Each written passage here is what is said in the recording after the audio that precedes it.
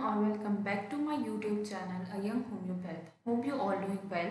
So, as you all know, in this video, we are going to talk about drug proving, which is a very important and very vast thing in our organ of medicine, right?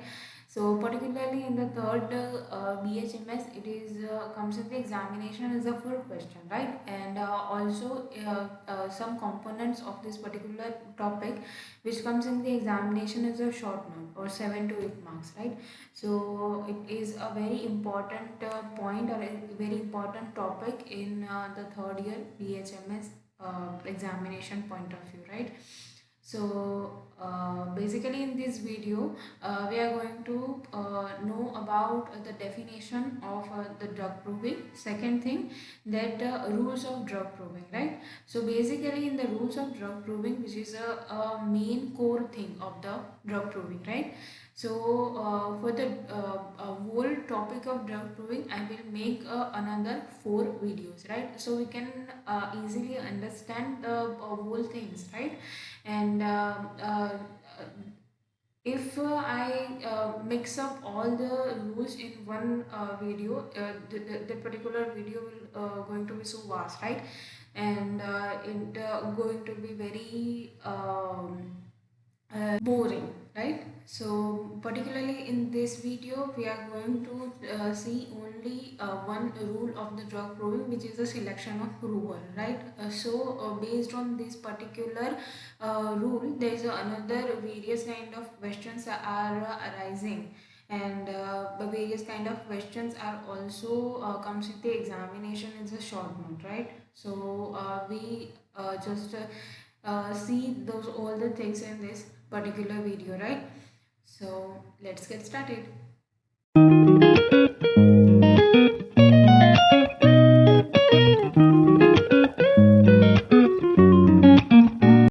जैसे कि मैंने आपको कहा कि first इस video के अंदर हम ड्रग प्रूविंग की डेफिनेशन देखने वाले हैं, राइट?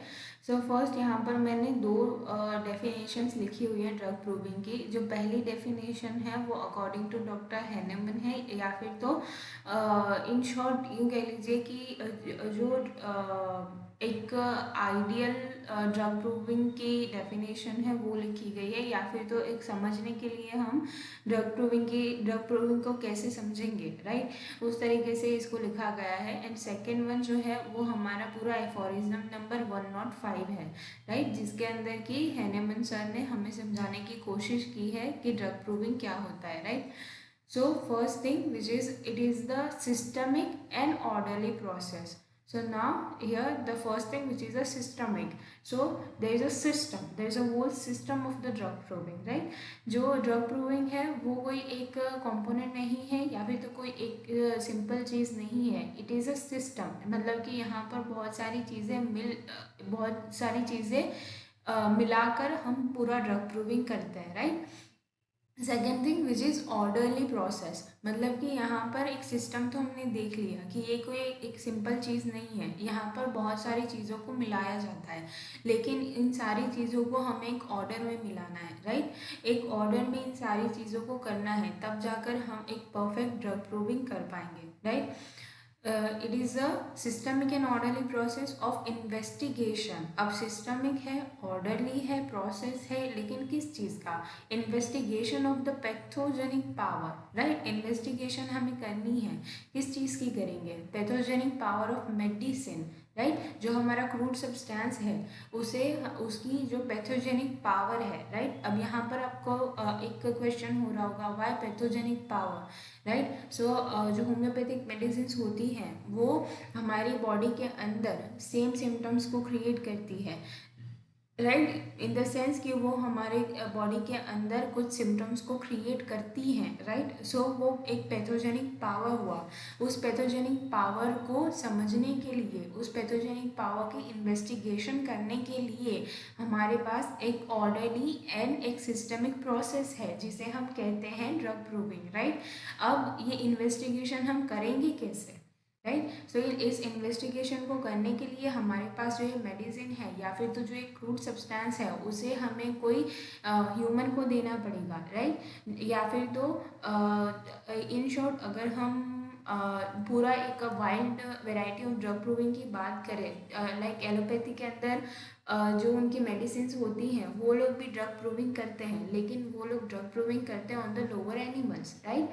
लेकिन होम्योपैथी एक अलग पैथी है, वो यहाँ से अलग हो जाती है, राइट, जिसमें कि हम हेल्दी ह्यूमंस के ऊपर हमारी मेडिसिन को प्रूव करते हैं, राइट। ये आपने पहले से सुना होगा।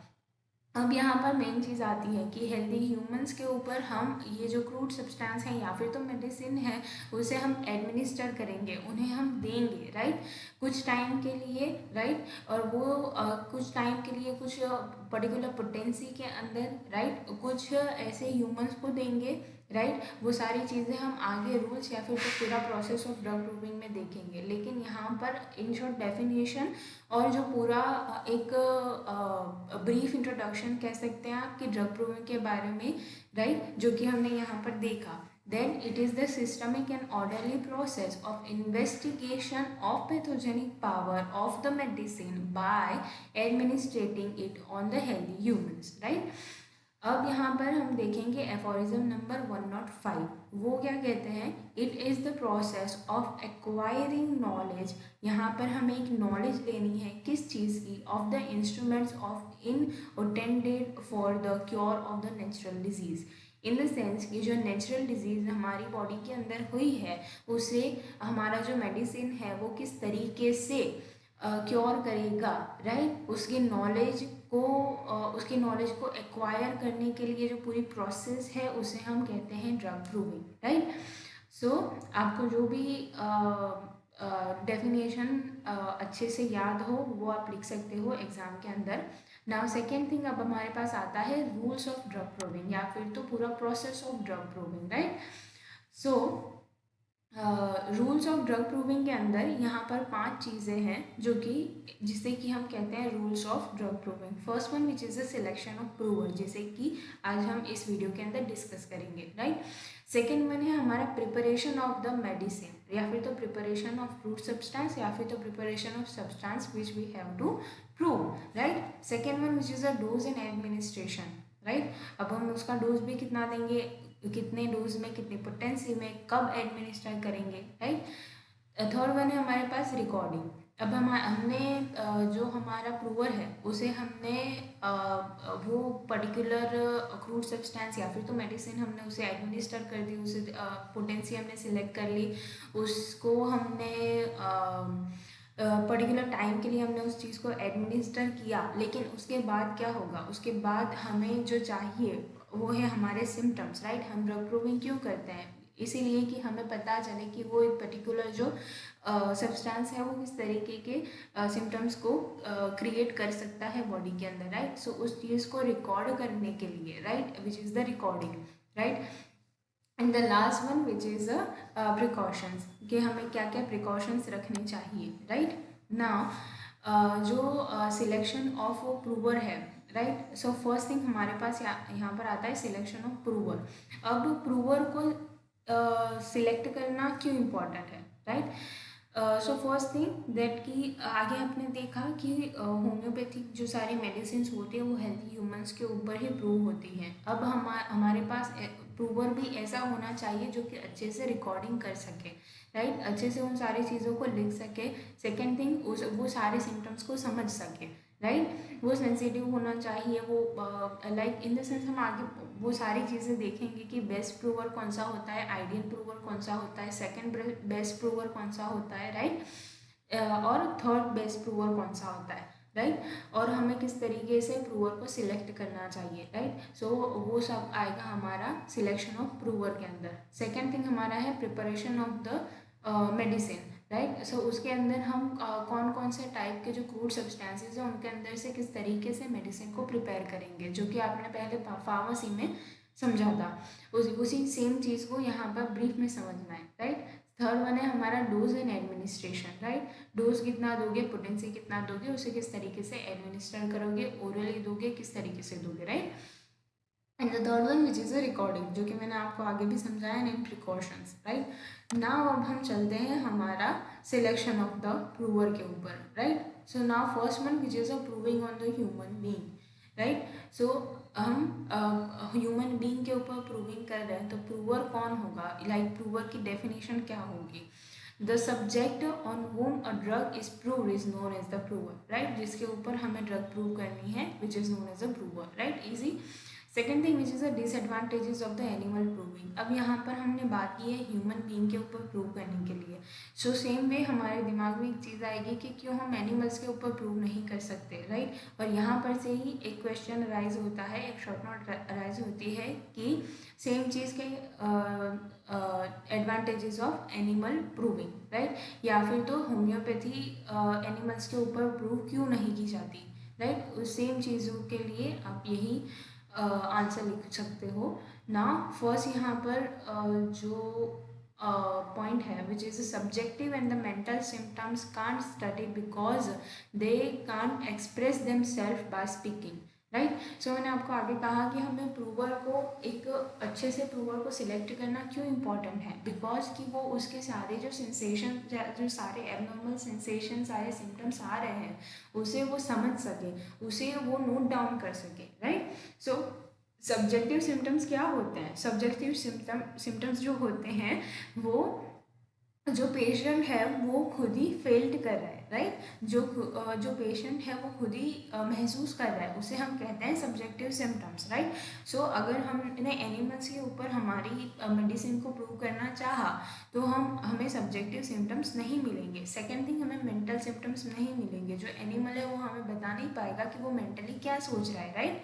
सो हमें मेंटल सिम्टम्स नहीं मिलेंगे बिकॉज कि वो अपनी जो सेल्फ है उसे एक्सप्रेस नहीं कर पाते, राइट? सेकेंड वन है हमारे पास they can't give modalities, right? वो हमें मोडालिटीज़, अगेन वो बोल नहीं सकते, वो हमें मोडालिटीज़ नहीं दे पाएंगे, राइट? वो हमें बता नहीं पाएंगे मुझे कैसे एग्रावेशन हो रहा है, मुझे किससे एमेलियोरेशन हो रहा है, right?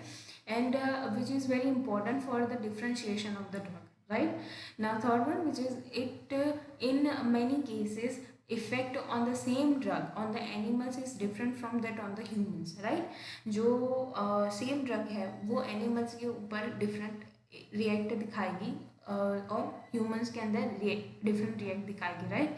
Even action of the medicine is various from the one species to another species, right? जो एनिमल्स की एक स्पीसीज से दूसरी स्पीसीज तक का भी जो एक पर्टिकुलर ड्रग है उसका एक्शन अलग अलग हो जाता है, राइट? सो इसीलिए हम हमारी मेडिसिन को एनिमल्स के ऊपर प्रूव नहीं करते, राइट?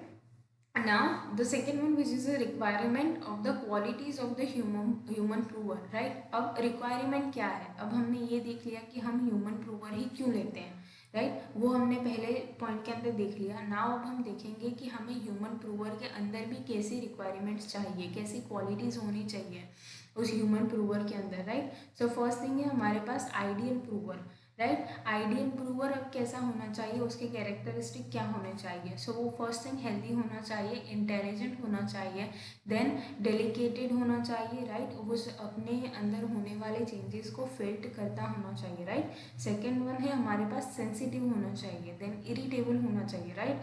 वो इजीली इरिटेबल होना चाहिए, उसे पता लगना चाहिए कि हाँ कुछ अलग हो रहा है, राइट? और वो उससे समझ भी पाए कि हाँ यही पर्टिकुलर चीज़ अलग हो रही है, right? And the last one which is the trustworthy, वो झूठ नहीं बोलता होना चाहिए, राइट? ओके, सो यहाँ पर से भी एक दूसरा क्वेश्चन अराइज होता है कि which are the qualities of the ideal prover, right? So उसके अंदर हमें ये सारी चीज़ों को डिटेल में लिखना होता है। सो फर्स्ट हम देखेंगे healthy, right? So healthy, what does you mean by the healthy, right? So medicine should be proved on the healthy humans, right? So जिसका वाइटल फोर्स हेल्दी हो, जो कि फिजिकली हेल्दी हो और जो कि मेंटली हेल्दी हो, राइट? उस तरीके से हमें एक हेल्दी ह्यूमन बीइंग की ज़रूरत है ना। यहाँ पर एक दूसरा भी क्वेश्चन आ जाता है which is the disadvantages of proving on the sick. ये भी एक बहुत पॉपुलर और एक बहुत इम्पॉर्टेंट क्वेश्चन रहता है एग्जामिनेशन पर्पस के रिलेटेड, जो कि शॉर्ट नोट में पूछा जाता है, राइट? कि disadvantages of proving on the drug on the sick person, right?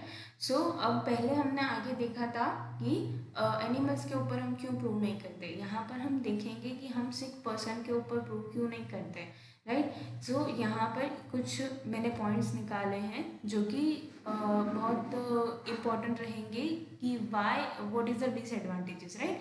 So first one, which is a disease symptoms mix up with the symptoms of the that produced by the drug substances. अब यहाँ पर एक चीज़ समझ लीजिए कि अगर कोई person सिक है, राइट, तो उसके अंदर पहले से ही एक डिजीज़ मौजूद है, राइट। अब उस डिजीज़ के कुछ सिम्टम्स रहेंगे, राइट। और अगर उस पर्टिकुलर फेज के अंदर आपने अपनी मेडिसिन को प्रूव करना चाहा ऑन द सिक पीपल, तो हमने उस मेडिसिन को उस पर्टिकुलर सिक पर्सन के अंदर हमने एडमिनिस्टर किया। अब मैंने जैसे आपको आगे बताया कि हमारी जो होम्योपैथिक मेडिसिन होती है वो इटसेल्फ एक डिजीज़ कॉज करती है हमारी बॉडी के अंदर, राइट। सो उसी डिजीज़ के साइन एंड सिम्टम्स को हमें प्रूव करना है, उसी डिजीज़ के साइन एंड सिम्टम्स को हमें रिकॉर्ड करना है। लेकिन यहाँ पर क्या होगा कि पहले से ही जो डिजीज़ सिक पर्सन के अंदर थी उसके सिम्टम्स प्लस जो हमने मेडिसिन दी है उसके सिम्टम्स दोनों मिक्स हो जाएंगे, तो हमें पता नहीं चलेगा कि हमने जो मेडिसिन एडमिनिस्टर की है उसके सिम्टम्स कौन से हैं, राइट। सो ये चीज़ें लाइक कि मिक्स हो जाएगी, राइट। फर्स्ट पॉइंट इस बारे में है। Now second one, which is a sick people either in a hypotensive और the hypertensive state, so they react too much और टू लिटिल, राइट। अब अगर कोई पेशेंट है वो पहले से ही सिक है, तो या फिर तो उसका वाइटल फोर्स बहुत ज़्यादा डिमिनिश हो जाएगा जिसकी वजह से वो जल्दी सेंसिटिविटी उसके अंदर नहीं होगी, इतनी ज़्यादा सेंसिटिविटी नहीं होगी कि वो हमारी ड्रग के रिलेटेड तुरंत ही उसका एक्शन दिखाए, right.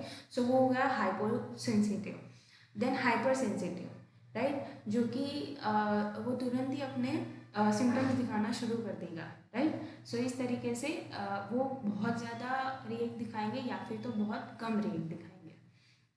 Now third one, which is if the symptom is similar to the disease, so it cures the patient without producing a single symptom during drug proving, right.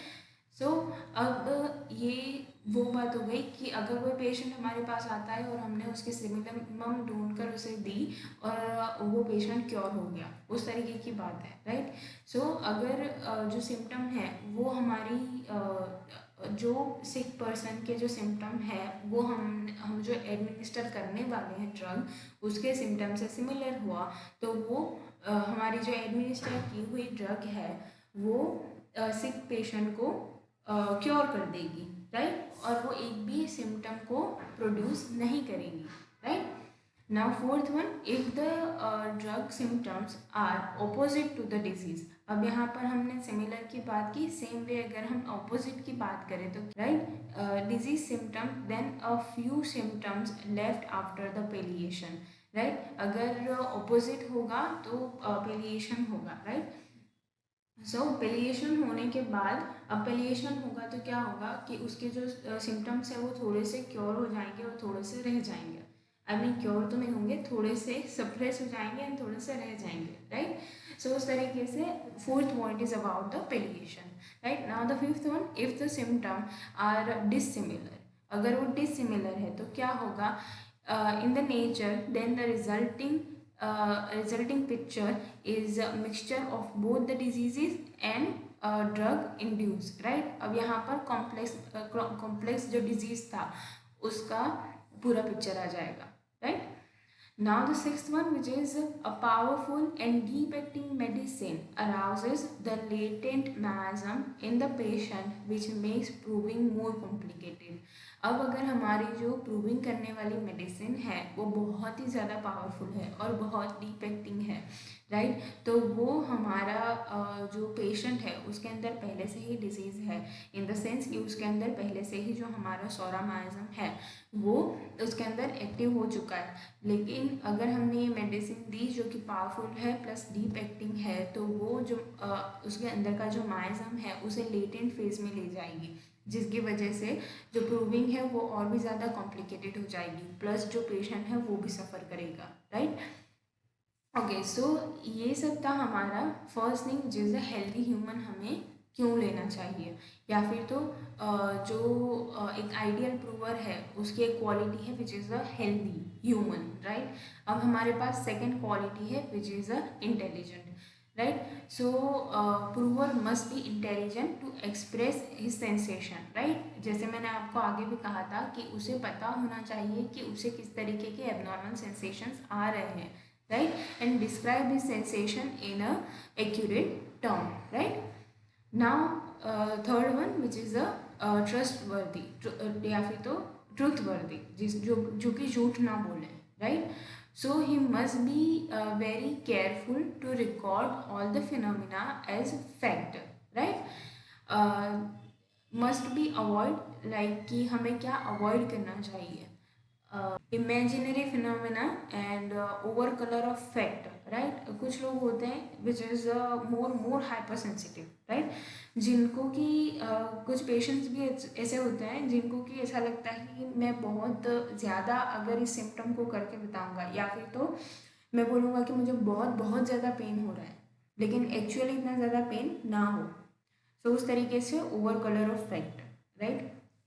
Now अब second prover कैसा होना चाहिए, best prover, right. Best prover कैसा होना चाहिए, healthy होना चाहिए, unprejudiced होना चाहिए, right. And third one which is a sensitive होना चाहिए, then the physician is a best prover, right. First best prover is a physician, second best prover is a homoeopathic student itself, right.